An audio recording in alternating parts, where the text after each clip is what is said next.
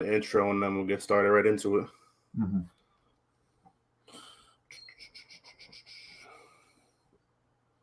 Let's post that live real quick.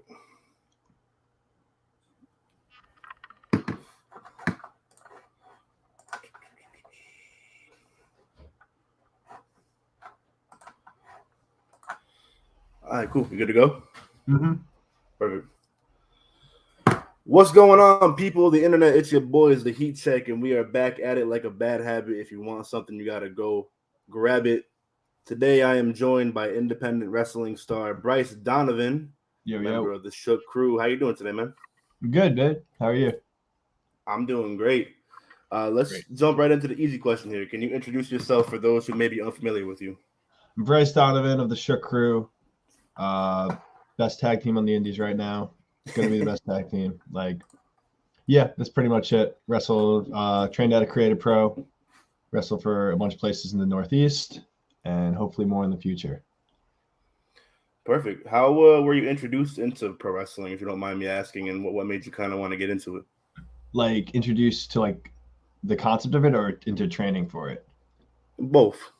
So, introduced to it, I was just watching TV as a child, and I saw it. So that's pretty simple. I just was hooked. From there to now, I never stopped watching at any point in my life. So I was super young. So it's pretty much just always been in my life. And then to training was literally I always wanted to train.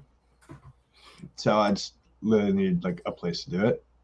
So in college, I always said I was gonna go to college, and then after I was done, I was gonna start training. But I was doing really well in college. I had really good grades. So I was I'll probably start now. And I actually went into, and people could probably relate to this, falling into a YouTube shoot interview rabbit hole where you just keep clicking on videos like that. So I was in one of those. I ended up on a Kurt Hawkins one. I don't know why. I forget what the actual clickbait title of the shoot interview video was. But he just started talking about oh yeah, in my school that I just opened up in Long Island. I was oh, I didn't even know he had a school. It had just opened a little over a year before, or probably more than a year, almost 2 years before. So I was oh, great, let me search this and learn about it. And that's kind of how I literally just found it from a shoot interview, or else I probably would have trained somewhere else. I don't know.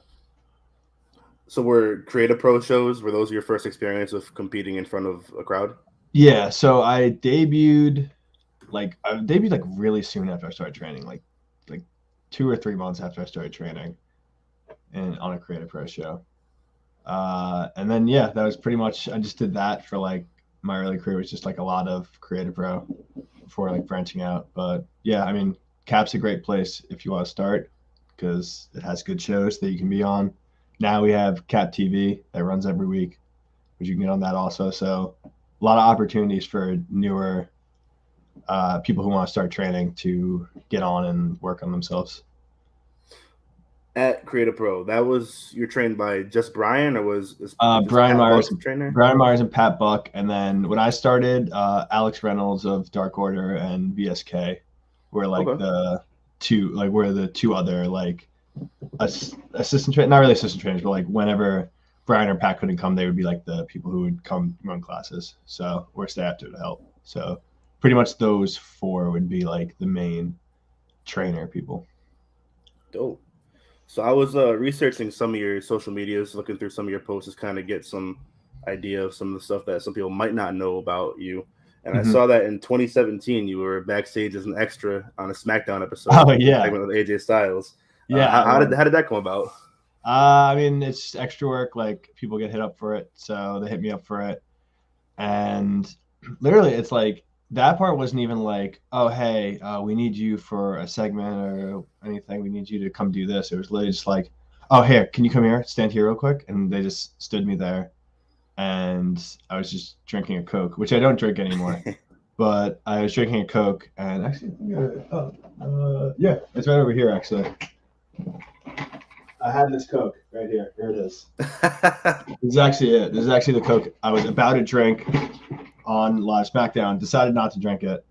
I'm going to drink it when I beat AJ Styles. But there you go.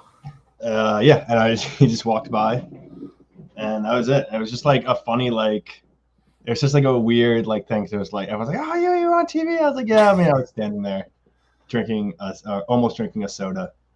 Yeah, I mean, it was cool. It was cool to be like on the show. So I don't know. So that same year, you're advertised for and you're competing on some live events of Impact Wrestling. Was that kind of a partnership with Creative Pro, or was Yeah, that... so that was through Brian and Pat. It was like because I think at the time, I'm pretty sure it was the exact time that Brian was the Global Force Tag Team Champion or the Impact Tag Team Champion through Global Force.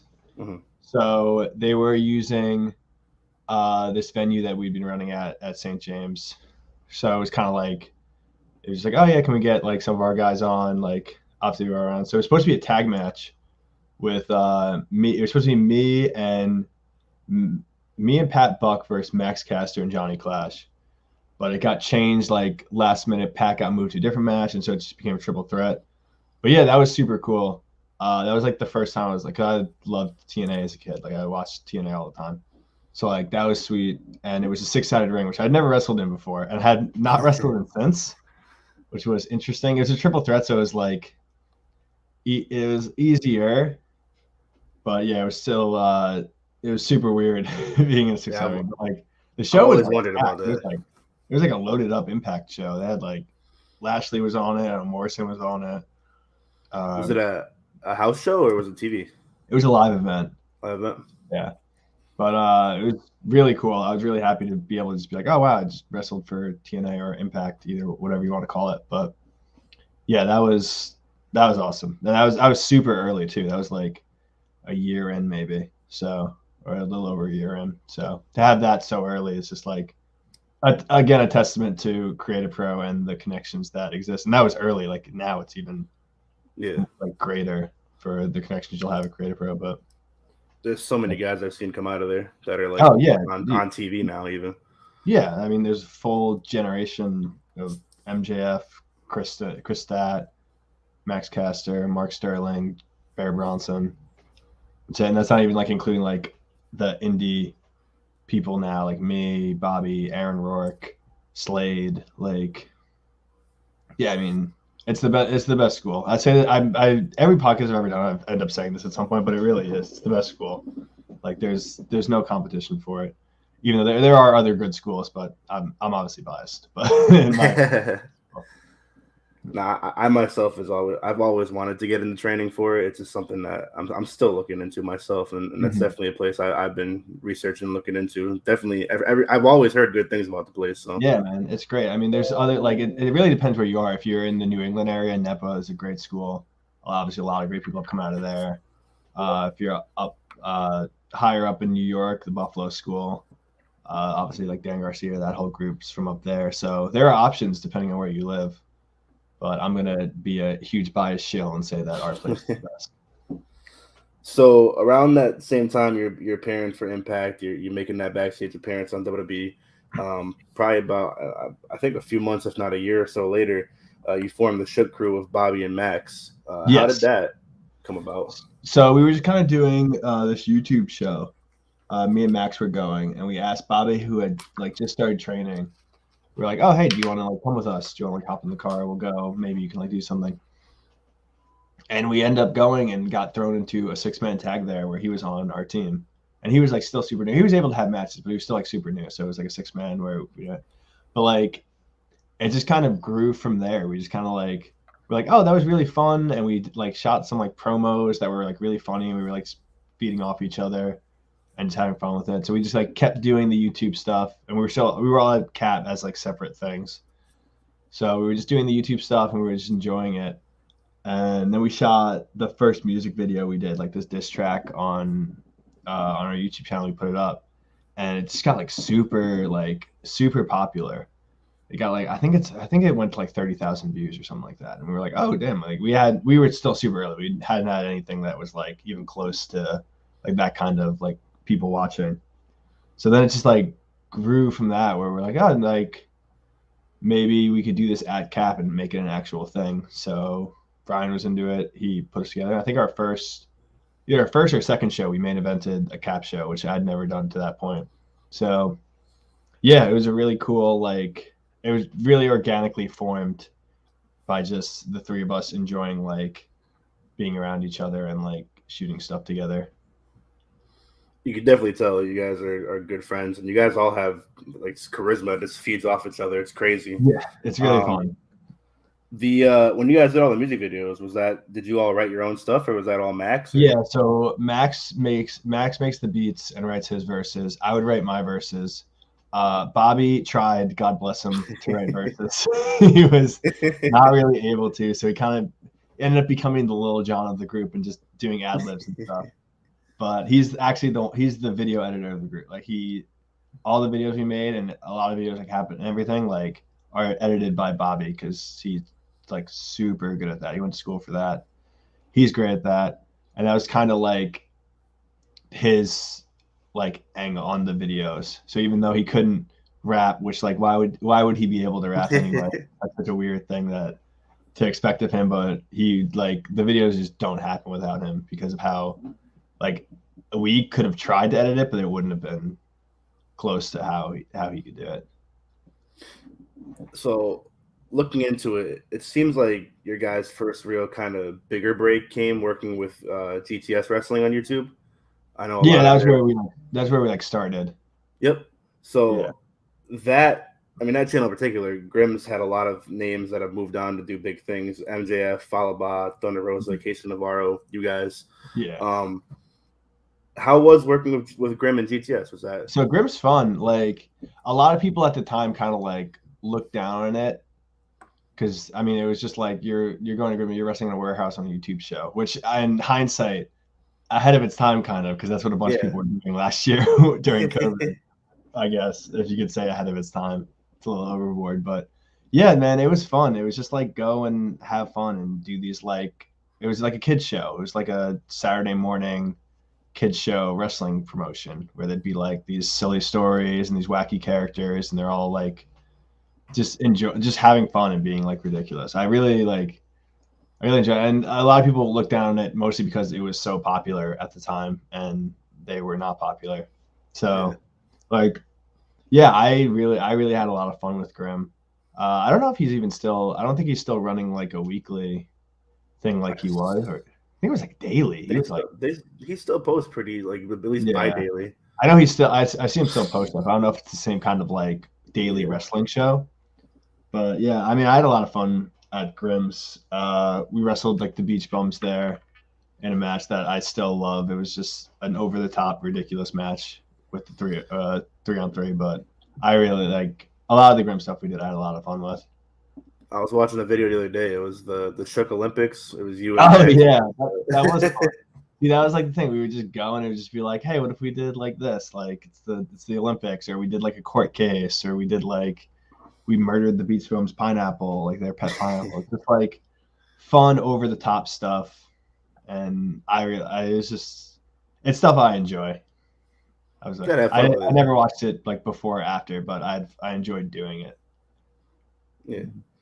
How were you introduced to working with CZW? I saw you guys worked Combat Zone Wrestling a little bit. So we were with CZW. We debuted the same segment that Janela quit and pretty much put the death nail in that company. So we were like it's dying days kind of thing, which I guess it's back now. But yeah, we were super early, and Max was doing Dojo. I was doing Dojo Wars, and Max was doing Dojo Wars for a while, and he finally got on with us. So we were only there for like that 1 year, and we shot these like invasion videos, which I still think were really cool and different from what the rest of the show is doing. And then that was pretty much it. We did it for a few months, and then we got fired, and that's pretty much it. We had our debut match was me, Bobby, and Chris Stat, because Max couldn't make it because he was down in Florida against DJ Brandon Kirk and Casey Cattell, and that match was it was a ridiculous match, but I had fun with it. I thought it was a fun match, and Chris Stat was in it, and she's awesome. And then we had another fun match with Massage Force and Massage Envy, and Max had a sweet match with Kirk. at the same show. That was our last show, Down with the Sickness, I think it was. And we both had those great matches. And that was pretty much it. But I mean, it was cool. Again, this was like, I think 2 years in, like a little under 2 years from when I started wrestling. So it was another cool, like, oh, like CZW. Like I know CZW. I've been watching CZW. I've watched CZW before, so it was cool to be on it, especially so early in my career. But yeah, like you did a lot of shit early in your career, man. Yeah, I mean that's Creative Pro, man. The connection there. It's just like you can do a lot of stuff pretty early if you're working at it. 2019, you're security guard in the backstage segment with Shane McMahon and Kevin Owens. Is that the same deal as the AJ thing? Same thing, except this time they told me I'm gonna be security. We gotta throw Kevin Owens out of the building. He kept trying to get him, so we had to form a wall to stop him. But yeah, good old Mr. Shane McMahon paid us handsomely to throw that dude out of the building, and unfortunately he got back in, which wasn't our fault. We guarded the entrance he told us to guard. We were waiting there all night. He never showed up. I don't know how he got in, but we did a good job blocking that one door. Maybe they should have put other security doors and he wouldn't have got back in, but who knows. But yeah, that was again, anytime you're on like a television program for whatever it is, like if you're wrestling, like I did it for AEW, or if you're just backstage appearing, it's just like cool because you're just like part of this product, like however small, it's still like, all right, you're like a piece of something that's happening here. For sure. So that's always fun. And obviously Kevin Owens and Shane McMahon are two, like, I don't know what the word is for them, but they've left their mark in wrestling. So it's cool to see them kind of work. Besides the segment, did you have any interaction with the two of them? Yeah, Shane hired us to throw Kevin Owens out, and my interaction with Kevin Owens was throwing him out of the building, which he was not happy about. But yeah, I mean, they were very cool. Shane was very cool to us. Owens was nice to us despite banning him from the facility. So yeah, I enjoyed being around both of them. That's always dope too, to see you did something with a McMahon. Oh yeah, I mean, yeah, it's the wrestling royal family. It's McMahon. Yeah. And he's like cool dude. That same year, Max ends up signing with All Elite Wrestling. Did that kind of change some things for you guys in terms of what you guys were doing on the indies? Damn, I didn't even know that was the same year. Yeah, I think it's the end of 2019 or maybe early 2020 that he signed with them. Yeah. But yeah, I think he definitely signed with them like during the pandemic. I think it was like because it was during their whatever shows. But yeah, I mean Max did Dark against Sean Spears, and so we shot. We decided he made a beat and recorded a whole song for a diss track on Sean Spears. Came down to Long Beach and we filmed it around like the skate park at the rec center in Long Beach, and it got a lot of attention for him online, and we put it on Reddit. He got a lot of attention on there. People were into it, so they asked for him back, and he just kept kind of doing that, where anytime he would do one, he would try and make a video or some kind of rap to promote it. And then finally they were like, oh, we really like this. We want to use these raps that you're doing. And I think it was like Tony's idea to put him with Bowen. Because obviously we've known Bowens forever because he's at the New Jersey school, which is like the Wrestle Pro school. So obviously he's known Bowens forever. And I think Tony just saw them together and was like, yeah, you two are these highly sought after, like critically, so they said like these critically acclaimed like talents. Like I want to put you guys together. And now they're super popular. Everybody loves the Acclaimed. I was going to say, because I knew about you guys before. I found out about you guys watching through GTS actually a couple years back. But when I saw Max on AEW, I became a big fan. And honestly, he's probably one of my favorites in the industry right now. Dude. It's crazy how far how far all of you have come, honestly. Yeah. I mean, it's cool. It's cool to see. He's crazy popular on AEW. Like his entrances are like no one has anything like that going on AEW right now. And I think I just saw they announced that Bowens is facing Bryan Danielson. Oh yeah, he faced him like a week ago or something like that, or 2 weeks ago. Yeah, I haven't watched the match yet. I heard it was dope. I gotta go back and watch it. But yeah, I'm happy that because I know Bowens got injured So Max was getting a lot of singles matches during the time Bowens was injured. So now Bowens is back. They were doing tags, but I think they're seeing like, all right, like we saw Max got some singles. Let's try Bowens out on a few singles matches, and I heard he's been delivering. So that's awesome because he's really great also. So how did this past October you made an appearance on Dynamite? You faced I did. Your fellow trainee MJF. Yes, my good friend. That was actually a few days after I saw you at a Blitzkrieg show. Oh, really? Yeah. And we saw you on AEW a couple days later. Like, holy shit! Because we were actually just talking about you, and I'll get to that in a few minutes. But we were saying about you. But so we saw you on Dynamite. How was that experience? It was really cool. I mean, I wrestled on AEW Dynamite on national television, and that was my first on TV match. I have had matches for like places, but not like I've been on WWE, but I hadn't wrestled a match on WWE. I hadn't wrestled a match for AEW, so it was cool. I mean, they hit me up. They asked if I could be in Boston, which ended up being perfect because we had Beyond that weekend anyway, or Beyond the next day because they run on Thursdays. So it was like Wednesday, Thursday. Both in that Boston area. So yeah, it was just, I mean, it was awesome. I don't know what else to say about it. It's like so cool, like just being in that ring in front of like a huge crowd, and the AEW crowd is like very into everything. Like it's like no matter where they go, that crowd is very into everything. So it was awesome. I mean, it was also nice because I've done a lot of stuff in the New England area, so I was like, oh, like maybe people will know me. I don't know. And then when they walked me out, there was a lot of like I heard people like saying Shook, like a few like different people in the crowd go like Shook. I was like, oh, okay. So at least like some people here know who I am. Like, and then I got a pop on the announcement. It felt really good. And then my good friend MJF offered his hand to me and he kicked me in the dick. So he's an asshole. I don't like him. I thought we were friends, but apparently we're not. This Saturday, Blitzkrieg Pro is running an event in Enfield, Connecticut, and that's where I know you from. I've seen you at a couple different shows. They're running their Market Zero event this Saturday.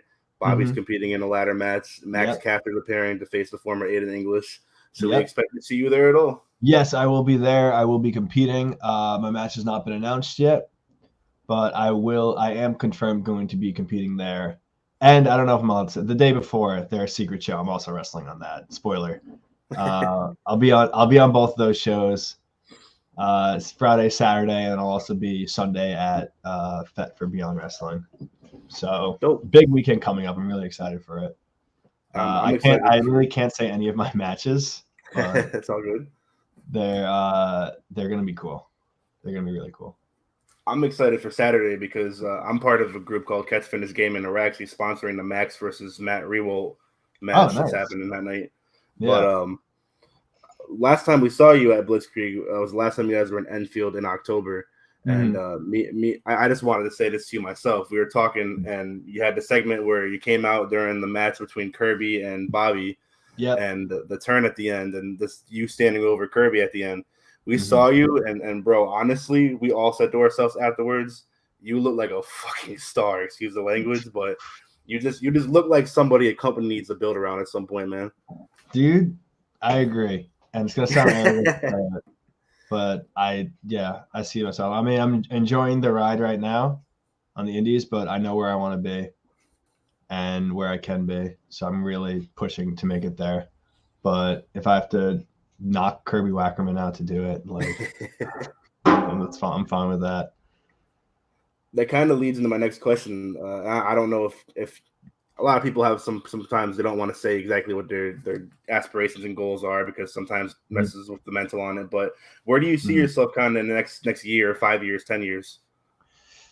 Next year, I mean, right now my goal is to just be as busy as possible. Like as like many shows as possible, as on the biggest promotions possible, like anywhere I can go, anything you can do, keep putting on great matches. Like I love being on Beyond every week. I love being at Blitz. I love being at Cap. I have a great match at Cap coming up against Bear Bronson 1-on-1. Beyond we're on all the time. We're putting on great match. We just had a great match with Main Event last week.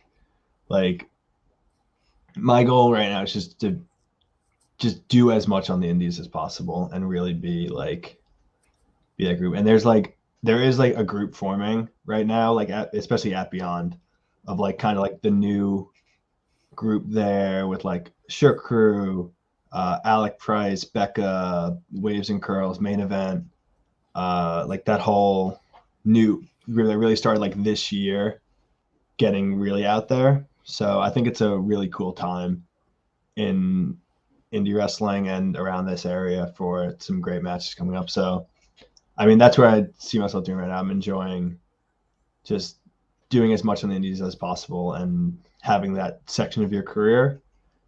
And then, I mean, I'm pretty confident that's going to grow into something more. I agree.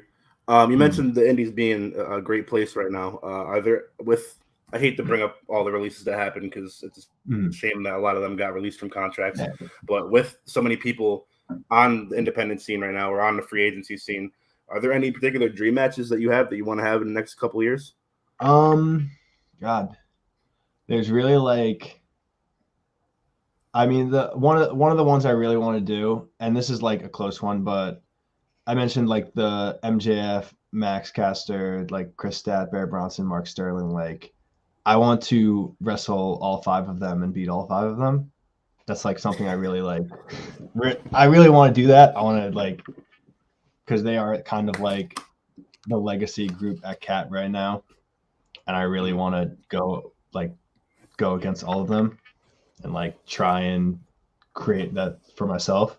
But in terms of like outside, like, man, it's hard because there's so many tag teams that are signed, but like a lot of them can do like indies. Like I would love to wrestle. Obviously, every tag team would love to wrestle the Young Bucks, but I'd love to wrestle the Young Bucks, LAX, Pride and Powerful, EYFBO, whatever you want to call them. Love them. I'd love to wrestle them. Lucha Bros. On the indies, damn, I'm trying to think. We haven't wrestled Waves and Curls yet. That'll be fun. We haven't wrestled the Rep. That would be fun.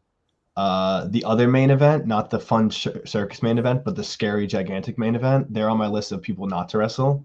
I never want to be across from them ever. I saw them hype themselves up before their match at Beyond, and I said I will never wrestle them. They're horrifying. Please get away from me. If I am put on a car with them, I will retire, and I will not wrestle them ever. So they're on my list of please don't. I'm horrified of them. And then, man, like singles, Alec Price, who I think is like, my opinion, the best wrestler in the indies right now out of the like new group. Like he's just awesome. He's just great. So he would be one that I definitely would want to. And then, yeah, I don't know. Out of like the release people, like there's a lot of great release people. So it depends. Like Morrison just got released. I'd love to wrestle Morrison. But I don't know what their plans are.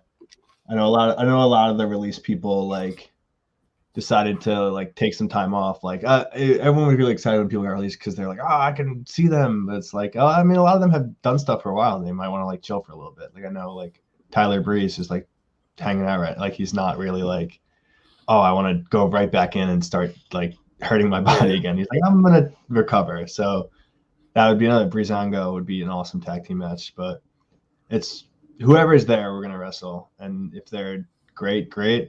If they're not good, we'll bring them up to be great. Either one. I'd pay for the Alec Price match, honestly. Oh, dude, I'd love to. I mean, that's one that a lot of people want to wrestle right now. Alex, great. Alex, great. I think he's like on his way to becoming one of the best wrestlers. Becca is on her way to become one of the best women's wrestlers and wrestlers in general. So those two are together at Beyond. So they're really like, I'm very high on both of them. Couple more questions before we wrap up here. I saw on your Instagram, I believe. Are you a Miami Heat fan? Yes, I am a Miami Heat fan. Perfect. So am I. Heat. Oh, are you? You can see all my. Oh, yes. They're over there. But I'll turn the camera so you can see. 1 second. I'm gonna knock some stuff over during this, but it's okay. So over there, I have my Heat flag, my Heat banners.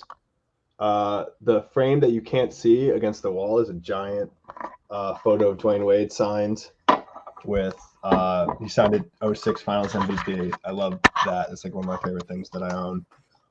But yes, love the Heat. If you can't tell, if people can't tell by my gear, all of them are like just Heat color schemes. Yeah, I just got a new one because everyone. So I did the Vice scheme, and everyone started doing the Vice scheme for their gear. So I was like, all right, I have to change. So I went to the Floridian jerseys that they have not done in a while, so people don't know about them. So I did that for my white gear. I actually just got new gear. It's right over there. Them debuting this week. That is the black version of the Floridian gear, which I think they only wore it one season when Shaq was there. But like, I love that color scheme also. So yeah, I have a lot of Heat color, and also they have the best color schemes. So yeah, it's I easy agree. to make. Yeah, You like this year's team? no, I love this year's team. Like Hero has taken that step up in my opinion, which a lot of people were like hating on him last year. Yeah, Because they're like, oh, he got famous and now he's not working hard or whatever. It's like it just happens to play. Like it's not like he got famous and stopped working. Like, because if you hear from everyone on the team that Hero is like the first one to get there to train. He's the last one to leave. He's like really under Butler in that sense of like really wanting to work hard. So it wasn't like that. He just was like figuring himself out in the NBA. He's like 20 something. Like just happens. And this year he's really taking that step up where he's awesome. Larry's a great addition. Yeah, Larry's a great addition. Duncan Robinson for some reason can't hit threes anymore, but whatever. I don't know what happened to him. He's the only down spot, but like I think they have a lot of good pieces, and the East, while it's not like bad anymore, I think they're definitely like one of the top 3 teams in the East, and depending on how the playoffs shake out, have a good chance to make the finals again. So I mean, if you look at like they'll be a 2-3. Yeah, I think so. I think they'll be 2-3, and I think they have like they don't have that peak person to like match up with Giannis or anyone yet, but they have like the pieces. So if like Bam takes a step up, or Hero goes for nuclear, or Butler goes how he went in the finals 2 years ago, like or last year, that's kind of like they just need that for one series to match up with that. And I think they have a shot. I'm pretty high on them this year. I've been preaching it all summer, and my friends didn't want to say shit until they started playing good. Because everyone's a hater, dude. Everyone's like, oh, they were frauds in the bubble, like whatever. It's like, yo, they were like good before that. Also, like, it's not like they were like bad and they went to the bubble and all of a sudden they were good. They're like already good, and then they went to the bubble and they were still good. And then last year they lost because everyone was just hurt all year because they had like 1 month off in between the seasons. And people were like, oh, see, it's like every other team got hurt also. That would it's not a coincidence that the Heat and the Lakers, the 2 teams that played in the finals with 1 month rest, like all were like plagued by injuries all last year. Like this is gonna happen. You need like the off time. So everyone's a hater, and I hate them, and it's okay. They can be wrong. That's fine. Last question, and it's one that we asked every guest that we have on the show here. If you could list a Mount Rushmore of pro wrestling, who would your 4 be? So it depends on. I've actually gone through this before because everyone loves this question.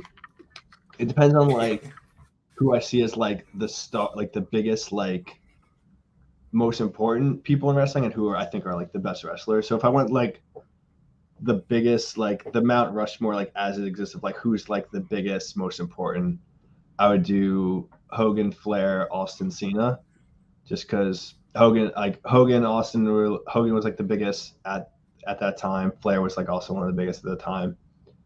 Then Austin was obviously the biggest the next time, and then Cena carried like, as much as people hate on him, literally carried like 16 years of television, like nonstop. So just the longevity. I think he's similar to like how people who like credit LeBron as being like one of the best is like it's just the longevity, like how long they were able to sustain being that great for. It's like so those would be like the 4 who I think are like the biggest like star, most important people. And then like best wrestlers, like it would just be like personal bias to myself. Like my favorite growing up. Like my favorite wrestlers growing up were like Shawn Michaels. When I was a teenager, it was like CM Punk. Like I don't know, those would just be like my favorites.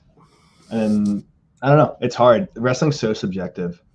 It's like Yeah. It appeals like different things. So you can go like you can like analyze it and be like, all right, technically like Kurt Angle's the best and like Mr. Perfect, he's also the best, but it's really just like what you feel and who you vibe with. And like you could be your favorite wrestler could be someone who's not even that great of a wrestler, but you just like them. Like it could be either way. Or like he could be a great wrestler who you don't even like because he's a great wrestler. Like Orange Cassidy's a great wrestler. He's an awesome wrestler. But I'm sure a lot of people are like, yeah, I mean, he's a great wrestler, but like I like him because look how fucking funny he is. Look how cool he is. Like look at all the stuff he does. Like I don't even care how great a wrestler he is. Like wrestling's so weird like that. But yeah, probably like that group. I'm trying to think who like the best wrestlers ever are. Probably like Shawn Michaels, Kurt Angle, Flair, someone else.